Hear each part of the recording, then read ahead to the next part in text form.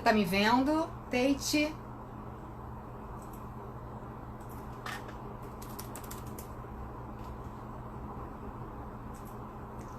Tá me vendo? Tá. Então dá pra quando ele entrar você... Ai, meu Deus, como é que é o nome mesmo? Vou colocar aqui. Peraí, só um minutinho.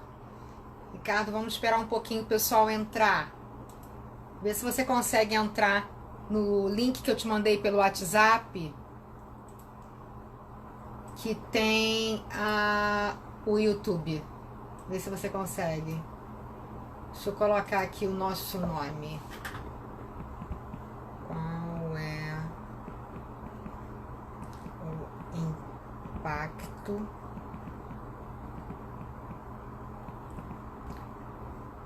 o impacto do pós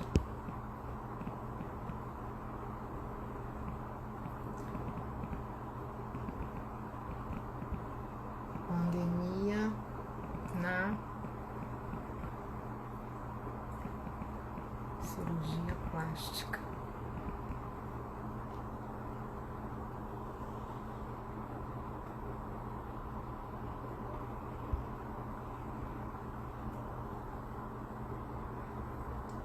Olá, boa noite. Boa noite, pessoal. Tá me vendo? Tá me vendo bem? Vou esperar um pouquinho pro Dr. Ricardo, para chamar o Dr. Ricardo.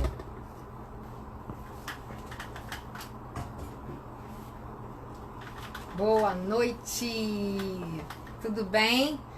Doutor Ricardo, vê se você consegue entrar naquele link que eu te mandei pelo WhatsApp, para poder entrar no YouTube, por favor. Você tá me ouvindo? Tá todo mundo me ouvindo? Tá tudo bem? Oi, Dri!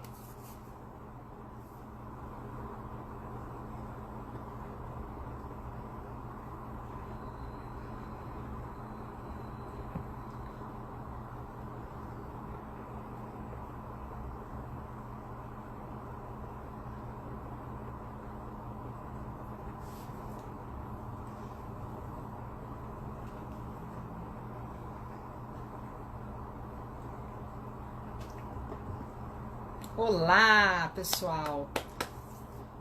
Quero dar um tempinho, um minutinho para chamar o Dr. Ricardo. Dá um tempinho só. Isso, Ricardo, entra aí. Você só tem que ligar a tua câmera. A tua câmera liga no F8 no teu laptop. Vê se você consegue ligar no F8. Eu acho que é isso. Para entrar no YouTube. Isso! Tô te vendo! Peraí que eu não tô te ouvindo.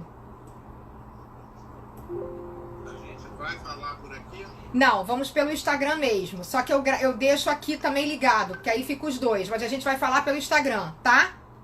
Então vai lá, você tem que me aceitar no Instagram. Eu vou aceitar, só tava esperando um pouquinho pro pessoal entrar. Tá bom. Tô esperando um pouquinho, porque tem ainda 4 pessoas. Eu quero esperar mais um pinguinho. Deixa 2 minutinhos. Tá bom. Você tá bonito, hein? Você tá bonitão, hein?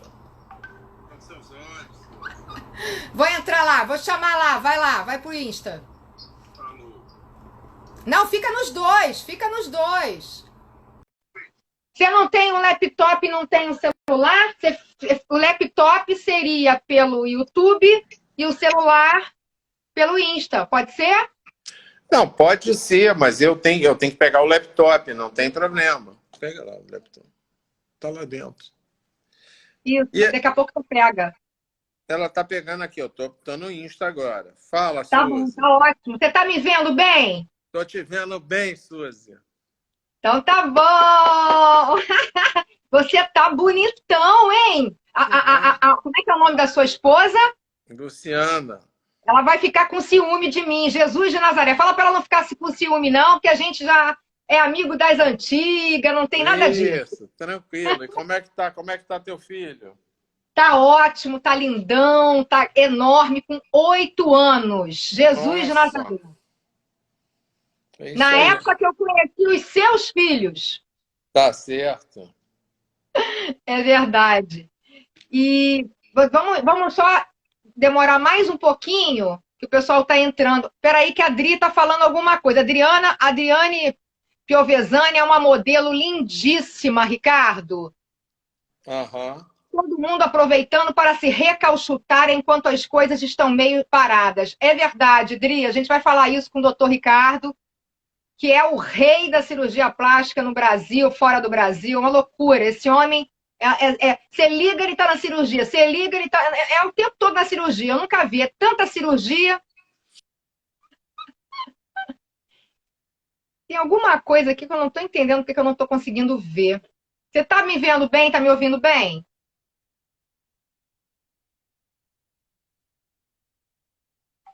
Oi?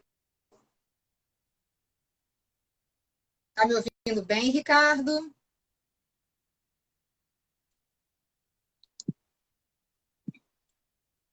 Tô indo lá para pegar o endereço e colar aqui no meu Diminuiu laptop. aqui alguma coisa que eu não estou te ouvindo agora. Eu tô te ouvindo super bem. Eu não estou te ouvindo. Tô te ouvindo normal. Não estou te ouvindo.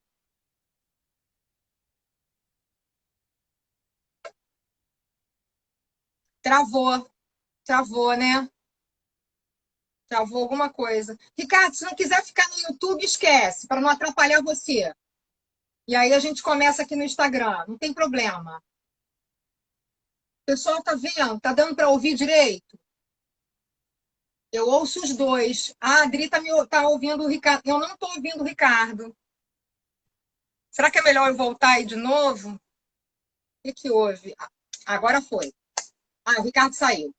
Deixa ele voltar. E aí a gente.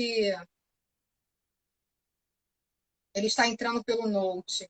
Tá bom, travou. Tá todo mundo me ouvindo bem? Tá tudo direitinho? Ele já saiu, acho que ele vai voltar. E aí a gente vai começar aí a falar um pouquinho sobre beleza, sobre estética. Parece que a galera tá animada, né? Nessa pandemia aí para ficar bela, para esticar o negócio.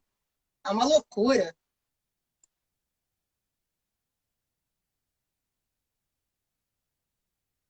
Acho que ele está entrando. Prontinho, Oi! Suzy. Consegue me ouvir? Eu tô te ouvindo mal. Você pode aumentar aí? Eu não tô te ouvindo. E agora? Tô te ouvindo bem, bem baixo E agora? também. Ué, eu tô te ouvindo perfeito.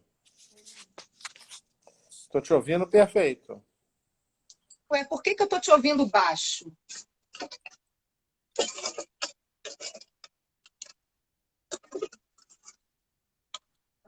Deixa eu colocar aqui Deixa eu ver se eu colocando no... Eu tô te ouvindo perfeitamente, Suzy.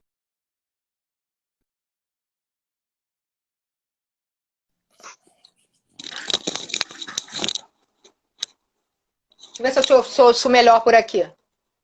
Tô ouvindo você perfeitamente, Suzy. Está Tá, me eu vou botar ouvindo? no fone porque eu não tô te ouvindo bem. Agora eu tô, vou fazer pelo fone, que é melhor. Peraí. Tá me ouvindo? É que eu não gosto, não sou muito chegada a fone, mas eu vou botar no fone, que no fone eu tô te ouvindo, mas fora do fone eu tava te ouvindo antes muito bem. Não sei o que houve.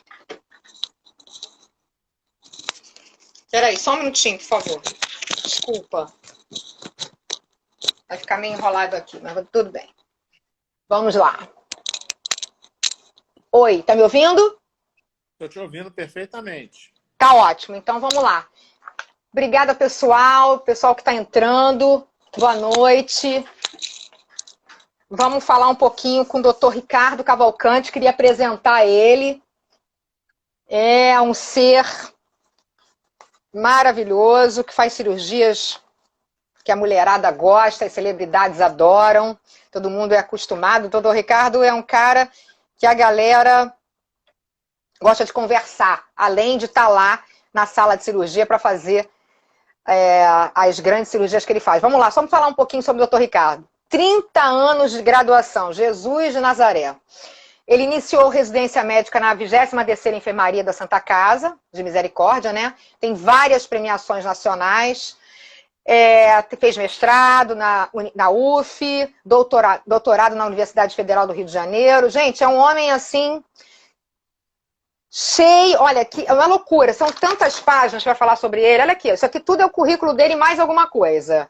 Hoje já participou de mais de 145 jornadas, simpósios, congressos nacionais, internacionais, tudo na cirurgia plástica e reconstrutiva, né, Ricardo?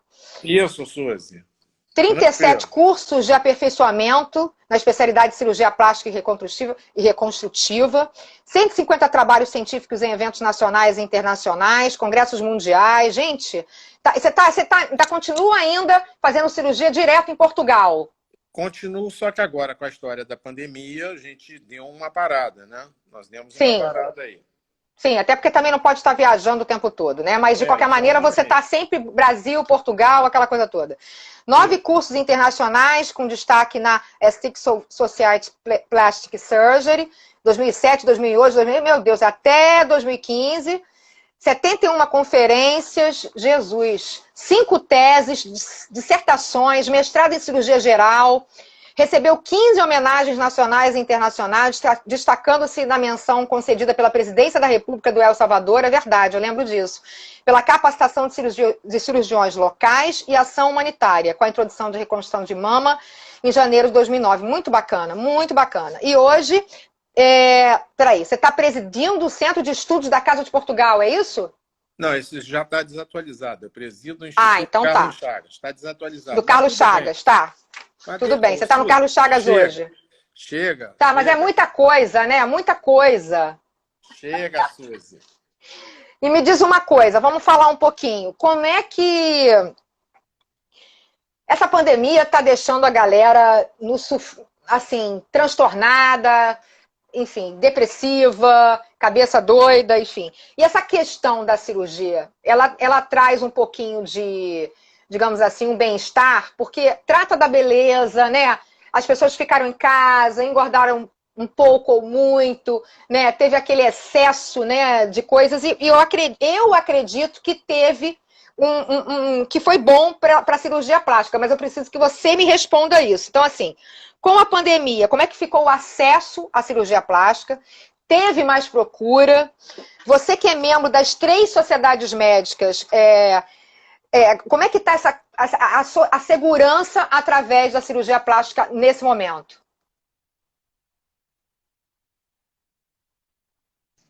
Suzy? Ouviu? Oi, tá me ouvindo? Ouvi. Vamos lá. O que aconteceu? Durante a pandemia, a gente teve uma diminuição de cirurgias estéticas. Por quê? Porque as pessoas ficavam com medo de se contaminarem, de fazer um procedimento, de pegar Covid, de ter contato dentro do hospital, que os hospitais se tornaram covidários. Vários hospitais, o número de pacientes internados com Covid aumentou muito. Então, as pessoas ficavam com medo de contrair a doença dentro de um hospital desse. Esse é um ponto. Só que, por outro lado, existem procedimentos que a gente não tem como parar. Os pacientes queimados, os pacientes com câncer, acidentes que diminuíram pela redução da mobilidade urbana, né? E, assim, esses procedimentos continuaram a acontecer. Então, nós continuamos fazendo. A estética... Ou seja, isso quer dizer que você também não parou, né? Não parei, porque como eu tenho esse lado também que eu faço reparadora, muito câncer de mama, reconstrução, enfim. E a gente tem um grupo para a formação de cirurgia plástica, uma residência que eu sou responsável no Hospital Gafreguini, na Universidade Federal. Então, a gente não parou com isso. Agora, a estética, o movimento ficou muito baixo ou próximo de zero, porque as pessoas ficavam com medo. Uma vez que os números começaram a cair, e você, não sei se você sabe, eu fiquei no período, aí, em maio e junho, como subsecretário de saúde do estado do Rio de Janeiro. Que bacana! Então, assim, a gente lidou muito com a história de números de Covid, etc e tal. E a pandemia, ela começou a cair, os números vêm caindo, algumas emissoras continuam que a coisa está alta, mas assim, Sim. o número é decrescente e por vários motivos aí. As pessoas, 80% das pessoas vão pegar a Covid. Eu mesmo fui um que peguei sem sintomas, sabe? Eu peguei, fui fazer, fiz 5 testes já. No último É teste eu mesmo? fiz, o penúltimo teste eu fiz, eu tinha dado positivo sem sintoma nenhum. Então, Entendi. como muita gente, provavelmente, se for testar, deverá se apresentar imunoglobulina, IgG, que a gente chama, positivo, mostrando o seguinte, que em algum momento teve contato com Covid. Então, isso é uma coisa que a gente tem que ter. E aí, essas pessoas que ficaram, como você falou no início aí, em quarentena, engordaram, ficaram com a autoestima baixa, A autoestima baixa, exatamente. começaram a voltar. E hoje os hospitais estão lotados, estão muito cheios. A gente está tendo, eu estou tendo dificuldade, às vezes, de marcar a cirurgia, às vezes os horários não dão, tá? E está tendo uma demanda muito grande, está muito aquecida. Tá? Eu sempre tive um volume constante, eu sempre operei todos os dias. Com Parou na certeza. época da pandemia e agora a coisa voltou com força total. E voltou com força total agora, tem o quê? 2 meses? Eu calculo, Suzy, na segunda quinzena de julho para cá. Tá? Certo. Como as pessoas começaram a ver também, que começaram a ter essa parte de educação, que todo mundo vai pegar Covid. Isso daí é uma coisa inevitável. Agora, Inevitável. 80% das pessoas, isso eu estou te falando como ex-subsecretário de saúde, Certo. 80% das pessoas não terão sintomas. Ou vão ter um sintoma que é a tal coisa que o Bolsonaro falou lá atrás, da gripezinha. Então, que o pessoal tornou motivo de chacota e tal, mas grande parte da população poderá não ter sintoma nenhum, como eu não tive nessa fase agora. Não tive nada. Fazer um teste, o teste apareceu lá. Fiz PCR, fiz teste rápido e tal, e num dos testes apareceu como se eu tivesse tido contato com a Covid. Mas, assim, as pessoas ficaram muito assustadas e agora a coisa está começando, quer dizer, de julho para cá, da segunda quinzena de julho para cá, as pessoas estão procurando com frequência. Entendi. Assim, quais exatamente, já, ainda mais você falou que você mesmo pegou, né? Assim, eu não sei te dizer, para mim, eu não peguei. Eu saio pouco, né? Eu tenho saído mais agora, mês passado, agosto e esse mês, mas assim, mesmo assim, é uma vez ou outra. Por exemplo, amanhã eu vou num cliente fazer fotos e vídeos, então a gente está de máscara, eu passo álcool toda hora. Enfim, eu nunca senti nenhum tipo de sintoma, nada, nada, nada, nem eu, nem meu filho, graças a Deus, e nem a pessoa que cuida do meu filho, que é a Marli, que é praticamente uma avó, praticamente da minha família, nem o marido dela, que são pessoas de risco. Então, assim, a princípio aqui, no meu, né, na minha vida, aqui na minha questão familiar, e os funcionários que trabalham comigo e que também, de alguma forma, nós estamos juntos, também não pegaram. Mas, assim a gente não sabe, né, como você mesmo falou. Mas quais são os riscos da pandemia acontecendo nesse teu meio? Né? Você está ali na cirurgia, como é que é isso? Então, vamos lá. O que acontece? Vários hospitais adotaram protocolos rígidos. Tem um determinado hospital que, para você poder entrar no hospital e fazer a cirurgia, um não, mais de um, você tem que fazer o exame e o paciente também.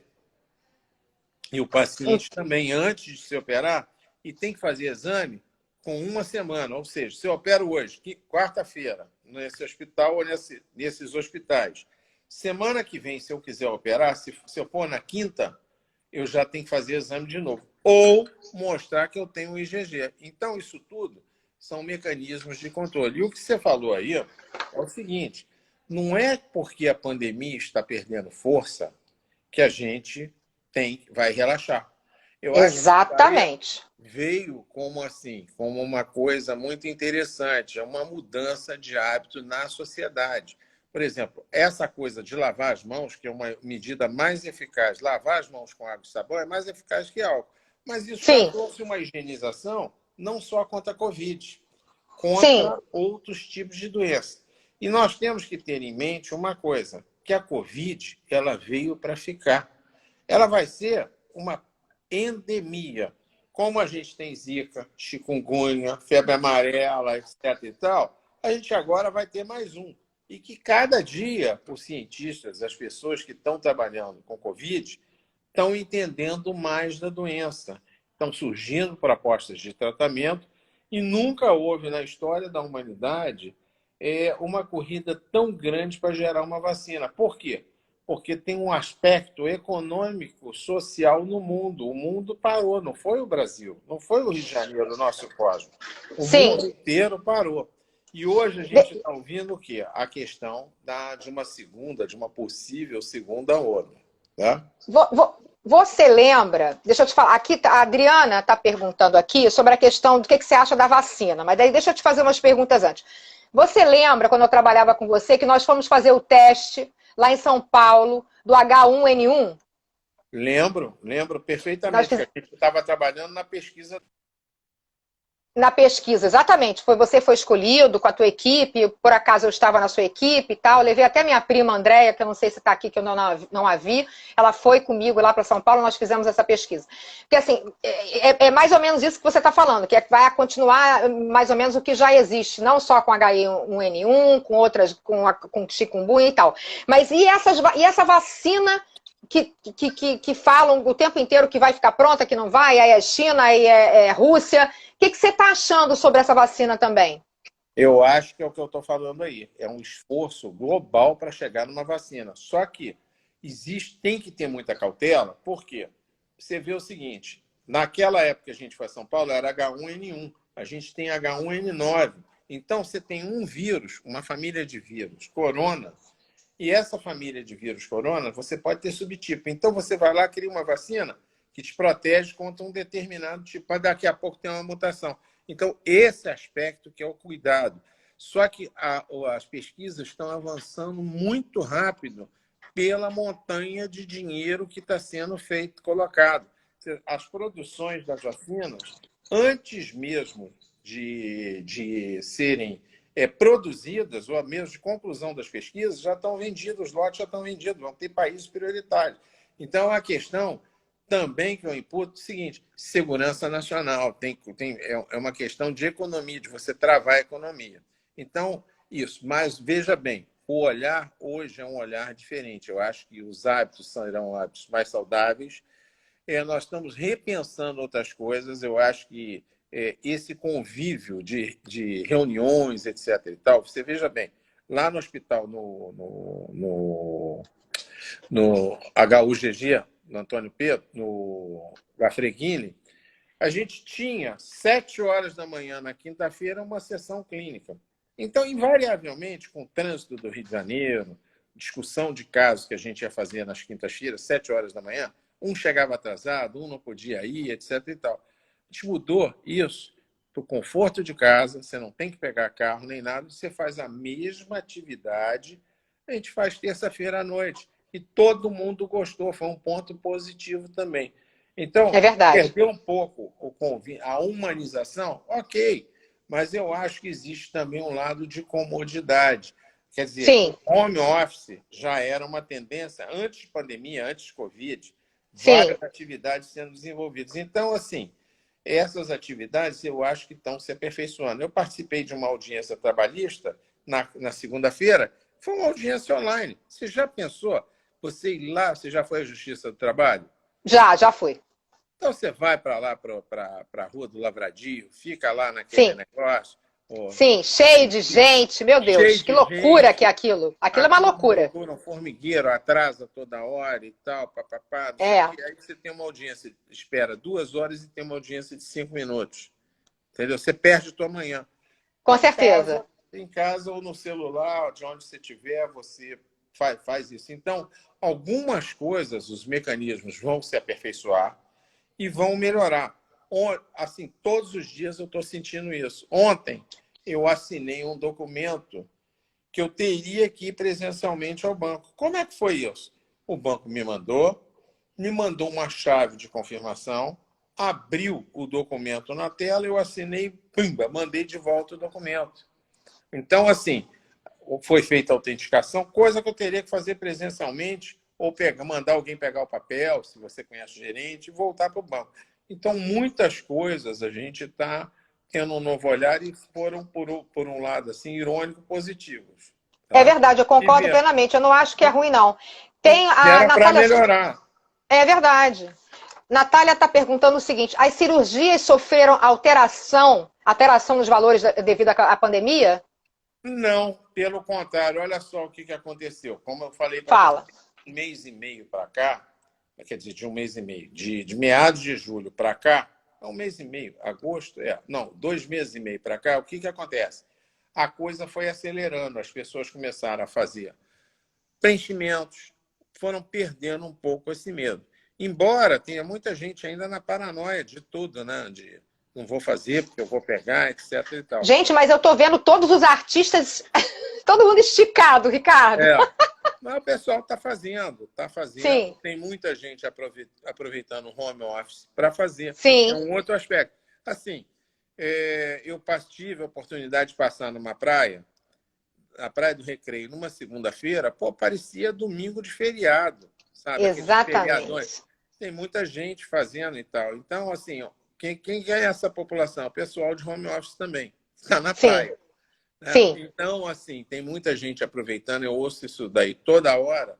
Olha, vou aproveitar agora que eu não estou trabalhando e vou ter tempo para me recuperar em casa. Então, tem gente fazendo. E aí vem aquela pergunta que você fez no início. E qual o risco? O risco é o seguinte: você tem que ver o maior risco é o contato com pessoas que possam ter Covid. Então, se as pessoas que já testaram positivo estão fazendo, né? Estão fazendo, etc. e tal, não tem problema nenhum. A Vânia Charbel, que trabalha comigo, ela está aqui, olha. Ela é uma vencedora. Vaninha! Saudade!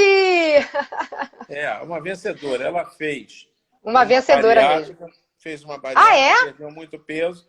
E aí o que ela está aproveitando? Esse home office dela para se recuperar e vai fazendo aos poucos. Entendi. Entendi, não sabia não. Não sabia que ela tinha feito bariátrica.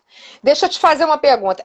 Quais os tipos de cirurgias que estão sendo pedidas mais no momento, ainda mais agora, com a pandemia?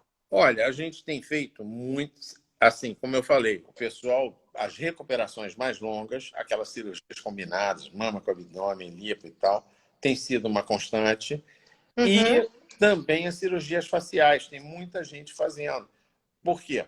Porque está fora do convívio social. A pessoa que aparecer, como você falou, eu vi aqueles artistas maravilhosos, etc. e tal, todo esticado. Mas o cara não quer passar pelo pós-operatório com o rosto inchado, com o olho inchado. Ele quer chegar já lindo, ele ou ela, lindo, maravilhosa.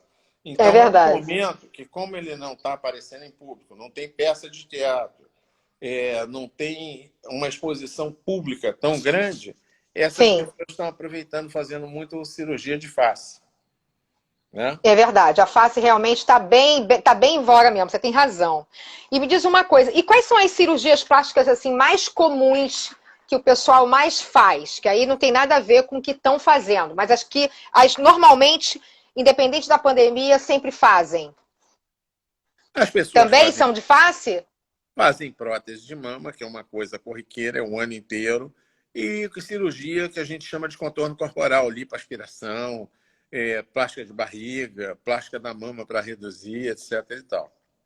Entendi. Essas é que são as mais comuns. Agora, sim, por que você acha, por que as brasileiras, principalmente, são obcecadas por cirurgia plástica? Olha, eu diria o seguinte: primeiro estado, Rio de Janeiro, porque a gente tem uma atividade, uma exposição do corpo muito grande. A gente tem um país onde a exposição do corpo é muito grande. Certo. Então, as pessoas, uma pequena imperfeição, às vezes até besteira. Assim, eu estou recheado de exemplos.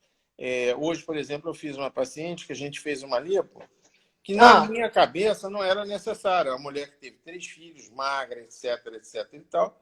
Mas ela tinha um negocinho de gordura, uma poeira de gordura que incomodava ela. Então, mesmo essas pequenas imperfeições, as pessoas ficam incomodadas. Por quê? Porque é sol, é verão, as pessoas gostam de praia, é o que a gente diz, as pessoas têm uma atividade outdoor, do lado de fora, então se expõe muito. Ao contrário do hemisfério norte, que você tem um inverno mais rígido, a pessoa Sim. sempre tá com agasalho, está com roupa e tal. Então, essa preocupação não é tão grande. Por outro lado, a parte que está exposta à face, eles fazem mais fácil que a gente. Ah, é verdade, é verdade. Se você comparar bem, é por aí mesmo, Comparar, né? entendeu? Eles fazem mais face, fazem mais nariz que a gente, que os brasileiros. Então, por quê? Porque o restante do corpo está escondido, né? Para quem que está em home office direto, fica muito sentado, qual é o tipo de cirurgia indicada, por exemplo, se tem a ver, assim, o que, que você acha que possa ser indicado? Porque, assim, ainda mais hoje, né? A coisa eu concordo com você que a pandemia ela teve prós e contras. Lógico, muita gente morreu, muita gente está morrendo, pessoas do nosso convívio ou não, muita tristeza, mas também tiveram coisas como você está falando, que a gente tem que se adaptar, essa questão da segurança aumentou, né? Lógico, vocês médicos já tinham, né, a higiene normal diária do trabalho de vocês, né, do cotidiano. Nós é que estamos nos acostumando, o que para mim é ótimo. Meu filho, por exemplo, já fazia isso, sempre teve a mania, graças a Deus, filho, fez xixizinho, já lava a mão. Ele sempre fez, até porque eu gosto, eu sempre tive essa mania. Então eu acho que isso é tão... eu realmente acho bacana, mas eu não vejo isso muito no carioca. Agora até está um pouco mais, mas mesmo assim ainda me parece uma dificuldade. Mas mas qual seria, já que o pessoal está mais sentado, está mais naquele clima mesmo de ficar no home office direto, qual seria uma cirurgia indicada? Olha, qualquer cirurgia, a gente tem que ter um período de recuperação, que você tem forçosamente que abster de atividade comum, de atividade que você faça esforço. Por exemplo, o Sim, abdômen, eu acho que é uma boa. Embora hoje a gente consiga liberar o paciente muito precocemente. Mas, assim, existem pacientes e pacientes. Tem gente que é muito sensível. Então, essas sim, pessoas, você tem um período de recuperação maior. E as outras pessoas que são mais, como é que eu diria para você, mais, que recuperam mais rápido, que têm tolerância à dor, a desconforto, essas pessoas, o momento é o ideal, né? Porque você vai entendi. obrigar a pessoa a ficar parada. E algumas cirurgias exigem que o tecido, para cicatrizar bem, que a pessoa ele pode fazer uma caminhada, etc. e tal. Mas tem pessoas que são agitadas por natureza. Então, a pessoa vai fazer uma movimentação maior. E, principalmente, você veja bem, cirurgia da mama, ela não dói, ela dá um desconforto 2, 3 dias, daqui a pouco parou, aí a pessoa começa a se movimentar, estraga a cicatriz, etc. e tal. É verdade. É isso Mas, aí. enfim, é por aí. Agora, outra coisa. Essa cirurgia do pós-operatório, né? Que exige uma maior atenção, que o paciente precisa... peraí. Qual a cirurgia que exige um pós-operatório com maior atenção? Eu acho que a cirurgia da face. Por quê? Porque a cirurgia da face, você tem que monitorar muito bem, principalmente nos primeiros 4 dias, devido a risco, né? A risco de hematoma, né? A Uhum, pessoa, ou a pessoa dá um pico de pressão, aí pode sangrar, etc. e tal. Então, é uma cirurgia que exige você visualizar muito o paciente nos primeiros dias. A gente procura cercar bem esse paciente em todas as entendi. Até situações. porque também já tá ali na cara do gol, né? Então, é realmente mais impressiona, assim, já impressiona logo, né? Talvez por aqui você ainda tem tempo de dar um jeitinho. É isso que você quer dizer também, É né? isso que eu quero dizer. O rosto é o famoso está na cara. É uma cirurgia tensa, que não pode dar nada errado. É o famoso está na cara. Por exemplo, se você tiver um problema na mama, na barriga, ou no bumbum, ou qualquer outra área, você tem roupa para Você, cobrir. O rosto não você tem. pode dar um jeito. Rosto, nariz, lábio, pálpebra, são cirurgias de extrema precisão. É verdade. Né? Agora, Pode é, falar. eu imagino. Agora, Ricardo, alimentação hoje, né? A gente, como a gente estava falando, como você mesmo estava falando, que a pandemia também nos trouxe algumas coisas boas. Então, por exemplo, a gente estando em casa, de alguma forma, procura-se se alimentar bem, fazer uma tem muita gente que nem sabia fazer alimento, né, fazer comida, está agora aprendendo, está ali tendo seu tempo e tal. Qual é a alimentação mais adequada para essa época de pandemia? Né? O que você sugere? E como é que os pacientes são orientados após uma cirurgia, ou se tem alguma cirurgia, para uma dieta mais correta, talvez até nesse momento de pandemia? Tá, então vamos lá. Todos os dias eu faço consultório, examino o paciente, eu vejo isso ao longo desses anos todos. Qual é a minha visão? A minha visão, eu passo para o meu paciente o seguinte: a cirurgia ela é uma roupa sob medida. O que eu quero dizer com isso? Você fez uma cirurgia do corpo, ou até da face mesmo, mas vamos lá para o corpo. É aquela roupa que tu comprou sob medida. Se você engorda 2, 3 quilos, não acontece nada. Agora, você imagina, você engorda 10 quilos, a roupa não serve. Ou se você emagrece muito, que é o contrário. Isso todos os dias eu tenho. Eu tinha uma menina ontem que queria operar a mama, eu falei, olha, com toda a delicadeza, perde o peso e depois tu opera. Por quê? Ah, não, mas eu queria fazer o contrário. Eu quero reduzir minha mama para depois perder peso. O que vai acontecer? Aquela mama vai cair. É a roupa frouxa. Então, esse cuidado de manutenção de peso, a plástica isoladamente, não adianta nada. Você tem que ter uma mudança de atitude. Ou mais atitudes, né, Suzy? É verdade. Você mudar a parte alimentar e incorporar a atividade física. Aí a gente entra o seguinte: o que é a parte alimentar? Carboidrato, tem pessoas como você, Suzy, você não tem tendência a engordar, você tem um metabolismo acelerado, que eu sei. Então você vai comer uma caixa de bis com 2 litros de Coca-Cola, não acontece nada. Agora, tem pessoas que se respirarem isso vão engordar. Então, a gente tem que entender isso. A redução do carboidrato, ela é carboidrato, açúcar, né? Eu digo, massa, pão, fermentado, vinho, pizza, etc, etc e tal, vai acontecer o seguinte: você tem que fazer uma restrição. Dá preferência à proteína. E principalmente numa época como essa, que as pessoas estão mais paradas, você fazendo a proteína, você tendo maior quantidade, não é que você vai zerar o carboidrato, mas reduzindo o carboidrato, é uma medida boa para pelo menos não engordar. E também o organismo, durante o período de recuperação de uma cirurgia, ele necessita de proteína. Para quê? Para cicatrizar. Quando a gente fala assim, olha, colágeno, o que é colágeno? É cola. Então, você cortou alguma coisa, o tecido vai se rearranjar e a matéria-prima que a gente precisa é proteína, é aminoácido. É basicamente isso. E redução de carboidrato. É basicamente isso que a gente recomenda aos pacientes. Entendi. Pessoal, por favor, façam suas perguntas aqui para a gente poder ver se o doutor Ricardo responde. Deixa eu fazer uma coisa. Eu lembro, como se fosse hoje, lá na sala, né? Porque quando eu trabalhava com você, ficava esperando os pacientes, vendo ali quem entrava, quem não entrava. E tinha uma menina que era filha de uma celebridade, não interessa, né, não precisa falar quem. Infelizmente o pai dela já até morreu, de uma marca de biquíni famosa, e ela foi lá para fazer uma cirurgia com você. Só que ela era muito nova. Se eu não me engano, ela tinha uns, não sei se 18 ou menos. Aí, qual o tipo de pergunta que eu quero te fazer? Por exemplo, as meninas jovens, né, as meninas mais que são mais gordinhas, né, que tem normalmente o peito bem avantajado, atrapalha a coluna, né? Então, assim, é uma cirurgia que deveria ser feita. Mas eu não sei, por exemplo, qual a melhor idade.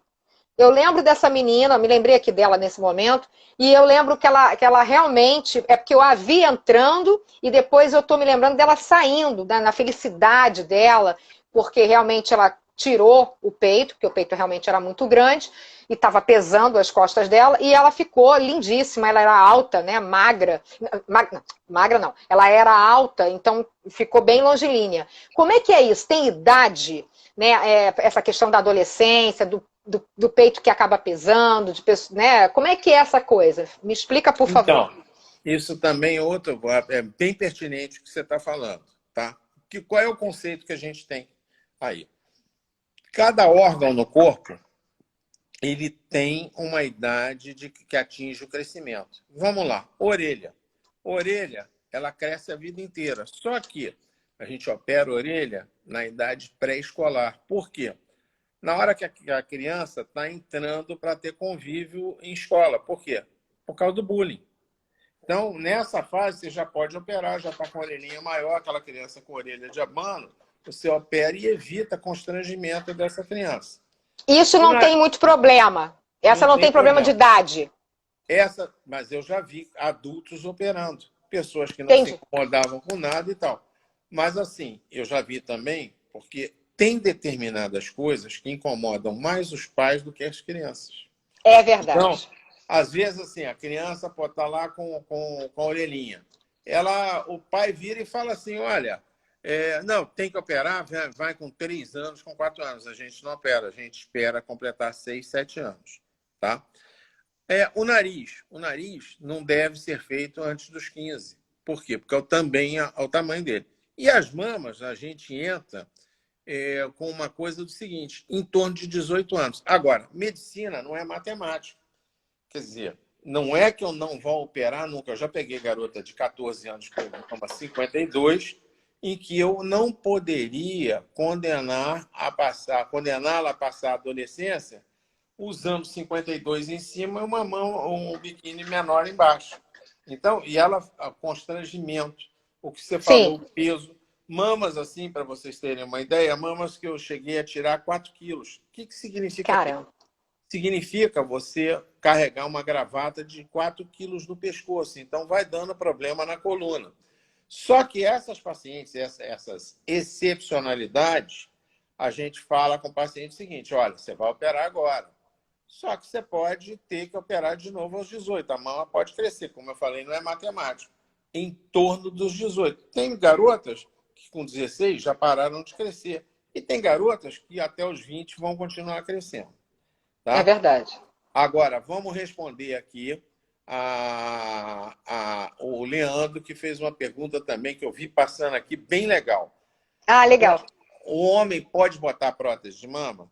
Pode. Existe uma prótese chamada prótese peitoral e ela vai dar um aspecto de músculo na região do tórax. É bem legal essa prótese, é uma prótese que poucas pessoas conhecem, mas assim, é uma boa alternativa para paciente pós-bariátrica, pessoa que perdeu, fez cirurgia bariátrica, ou pessoa que quer colocar, quer ter um aumento no tórax e não consegue isso às custas de musculação. Tá? Então, fica bem legal também essa prótese. Bacana essa pergunta. Ela não é uma prótese que vai ser igual prótese de mama feminina, é uma prótese masculina, uma prótese que tem um design da musculatura. E é uma cicatriz curta, recuperação também bem rápida. Entendi. Tá? Mas, por exemplo, tem homens que...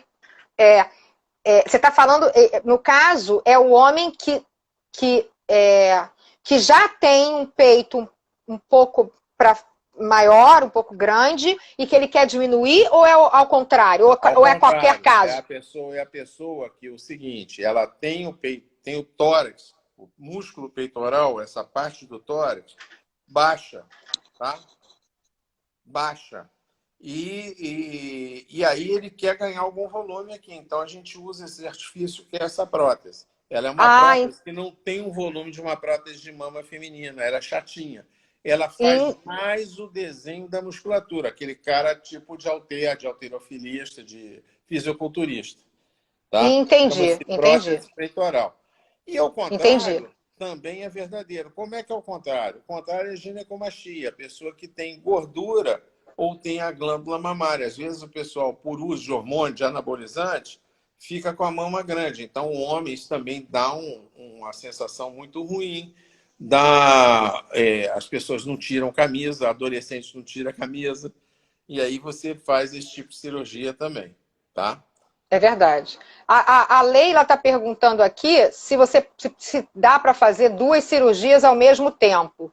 Deixa eu ver qual que ela perguntou. Ela perguntou, por exemplo, prótese e lipo. Consegue? Consegue fazer. Agora, tudo a gente tem uma escala de segurança, tá? Qual é a recomendação? A recomendação é que as cirurgias não ultrapassem mais de 5 horas. Por quê? Porque o risco vai aumentando. Então, você está fazendo uma cirurgia eminentemente estética, não tem sentido, entendeu? Você ficar demorando esse tempo todo. Então, assim, depende do. Vou responder para a Leila. Olha aqui, Leila. Depende do volume de lipo, depende do tempo de cirurgia, depende do cirurgião. Tem cirurgião mais lento, mais rápido, enfim. Então, isso tudo são critérios que a gente vai avaliar para não ter problema e não ter complicação. É um critério de segurança que a gente tem para o paciente. Mas você, no teu caso, que pomba, carambola, né? 30 anos são 30 anos, né? Pombas. E aí você já arrasa mesmo. Mas, logicamente, você vai verificar. Aí já não é em relação a você, é em relação ao paciente, né? Se você realmente consegue fazer. Porque você vai conseguir fazer, com certeza. Mas vai depender da questão do paciente, de como está, de quais os exames, essa coisa, né? Essa coisa toda. Existe uma coisa também, que é um conceito. Você não vai pegar, dormiu gordinha e vai entrar na mesa e vai sair magrinha. Eu já tive pacientes que eu propus assim, vamos fazer o seguinte, olha, para você ficar legal, faz ali, só mexe na frente, ou só mexe atrás. Por quê? Pela extensão da cirurgia e pelo grau de esfoliação que a pessoa iria ter. Então, é assim, muitas pessoas querem buscar uma solução mais fácil. E, às vezes, nessa ânsia de ouvir um sim, acabam tendo problema. Então, assim, como eu estou numa fase, quer dizer, já há algum tempo, eu mantenho essa atitude de falar com o paciente o que eu penso. Olha aqui, faz metade, depois você faz metade. É mais prudente.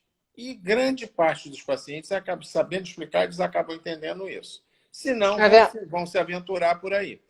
Entendeu? Sim. Agora, depende. Tem muitas cirurgias que são contíguas. Por exemplo, você faz um abdômen. Aí precisa fazer um pouquinho da lipo na lateral, etc. e tal, sabe? E tem pessoas que vão pedindo, não, eu quero fazer tudo. Eu não faço. Eu divido as cirurgias. Por exemplo, eu não misturo cirurgia de face com cirurgia de corpo. Sabe por quê? O toque do cirurgião é diferente. A face é uma coisa. A mama, o abdômen é outra. Então, faz em 2 tempos. Tá? Sim. Aí, já que você está falando dessa questão da cirurgia de face, tem tantas perguntas aqui, mas eu queria perguntar uma coisa. Eu lembro também, quando eu estava lá com você e tal, muitas senhoras, como é que é o nome dessa cirurgia aqui do olho? Porque, por exemplo, eu já estou velhinha, o meu olho...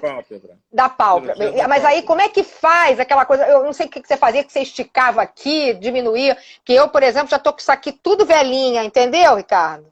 Entendi.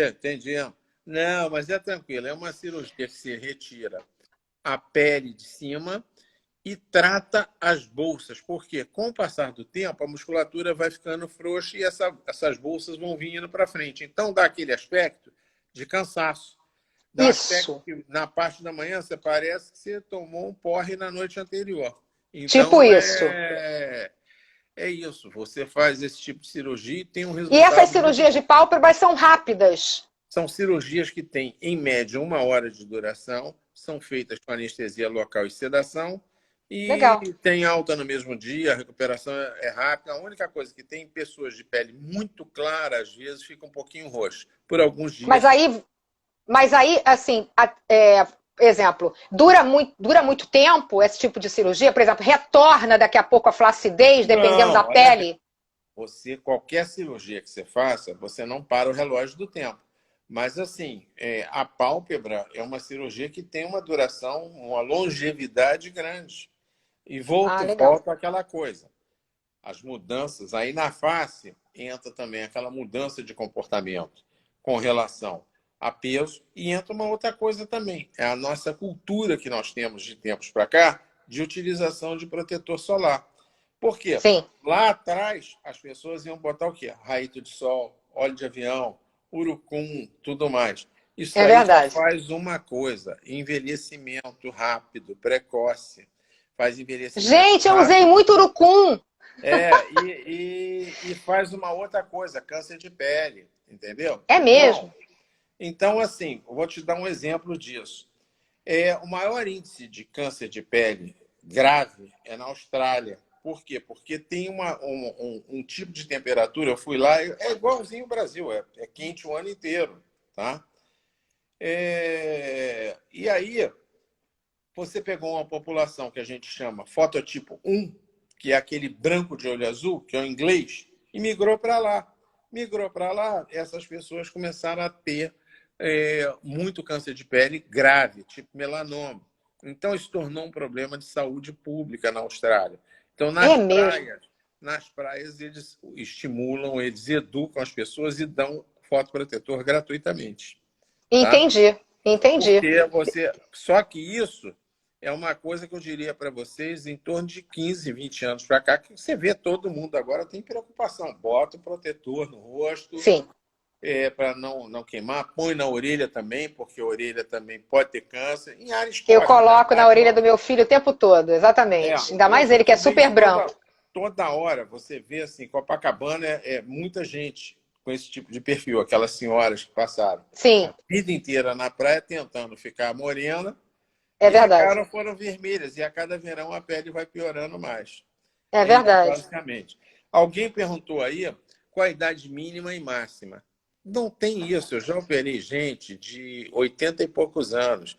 O que interessa é você estar com os exames bem e poder ter condição, estar apta para operar. Apto ou apta para operar.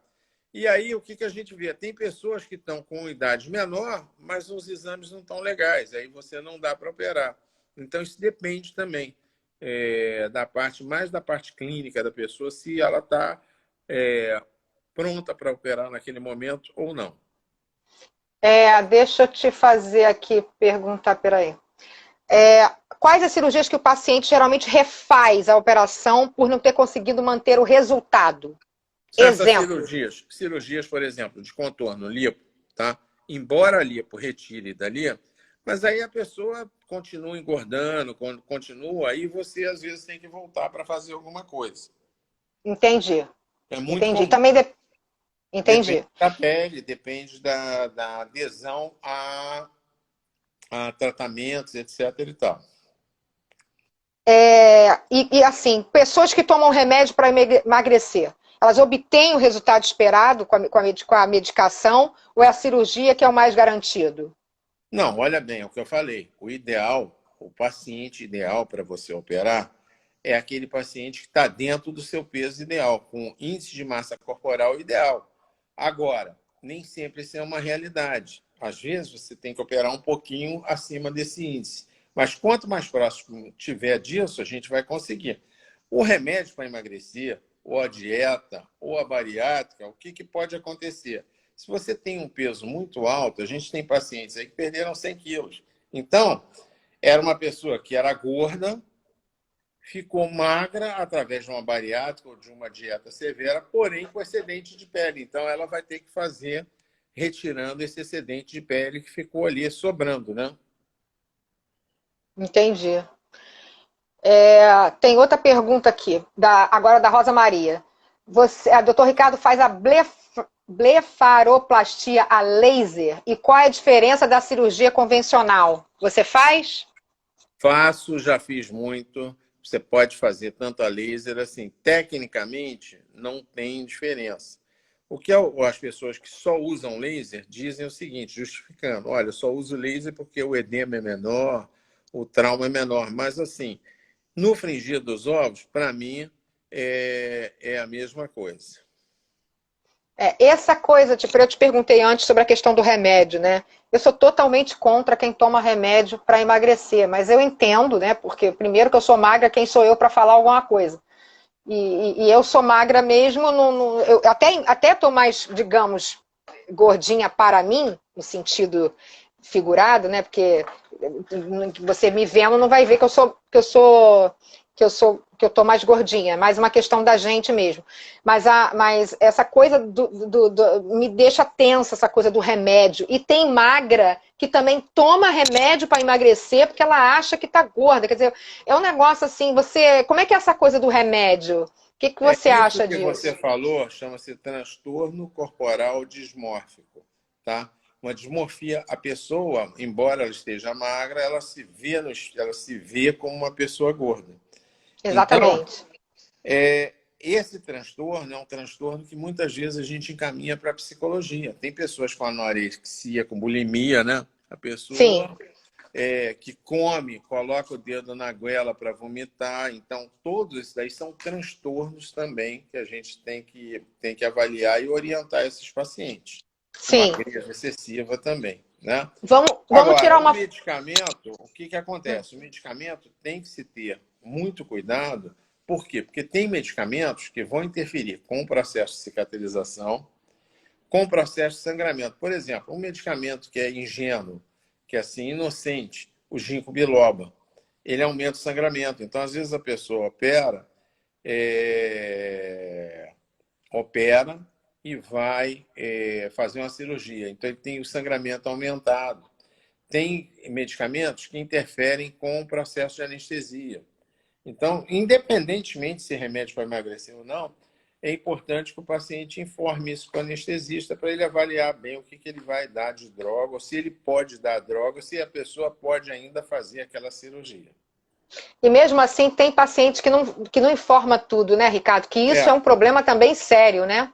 Tem pessoas que eu costumo dizer, o médico não é policial. Eu já tenho pessoas aí que já usaram cocaína antes de cirurgia. E, assim, eu imagino. Né? Eu imagino. Olha aqui, a gente está com 56 minutos. Meu Deus, vamos só tirar uma fotinha que eu gosto sempre de tirar. Dá um sorriso aí. Aí. Peraí. Vou fazer outra. Outra. Opa, tá bom. Eu vou responder só duas perguntas. Uma da Luciana, que mandou e eu não vi o que é. Tá. E a outra, que eu não consigo ler aqui, mas assim, perguntando sobre bariátrica. Quem vai fazer bariátrica tem que ter acompanhamento de psicólogo e de nutricionista? Sim. Eu acho que a parte de psicologia, ela é muito importante para quê? Para preparar o paciente para a cirurgia, para a perda de peso. Tá? E também que a pessoa tenha um grau de consciência que o cirurgião plástico não tem varinha de condão. Nós vamos operar, vai deixar cicatriz. Essa cicatriz é uma incógnita. Ela poderá ser maravilhosa, é uma cicatriz de cirurgia plástica, preparada para ser, com fio adequado, com tudo. Só que a pessoa pode cicatrizar mal. E aí? A pessoa, os negros têm tendência queloide. Não é regra. Mas assim, vai lá, operou, ficou magrinha, está esticadinha com queloide de ponta a ponta. Isso não tem como evitar ou mesmo prever em alguns casos. Tá? Eu imagino. E a parte de nutrição por quê? Porque você tem, com o intestino, com o estômago, com as estruturas que são mexidas, você muda a absorção dos medicamentos. A da Luciana botou aqui, mas já sumiu a pergunta dela, eu não consegui ler.